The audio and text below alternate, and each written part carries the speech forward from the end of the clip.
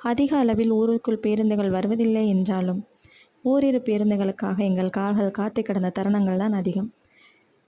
விடுமுறைக்கு வந்துடுறேன்ப்பா, பண்டிகைக்கு வந்துடுறேன்னு சொல்லி உறவினர்கள் அனுப்பி அந்த ஒற்றை காகிதத்தின் வார்த்தையை நம்பி ஒரு பேருந்து கடந்து செல்லும் பொழுதும் எங்கள் கால்கள் காத்து கிடந்து அவர்களை அழைத்து பண்டிகையை கொண்டாடிய தினங்கள் தான் அதிகமாக இருக்கும்.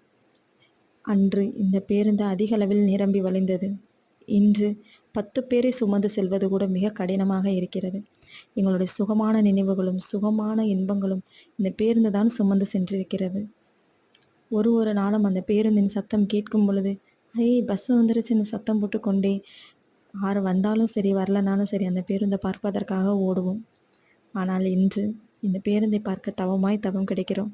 காரணம், அனைவரும் அந்த இடத்தை விட்டு கடந்து விட்டதாகவோ என்னவோ, புதிய மனிதர்களின் ஆதிக்கம் அதிகமானதாலவோ என்னவோ, எங்களுடைய சுகமான நினைவுகளையும் சுமை நிறைந்த இதயங்களை மட்டுமே சுமந்து செல்கிறது இந்த பேருந்து.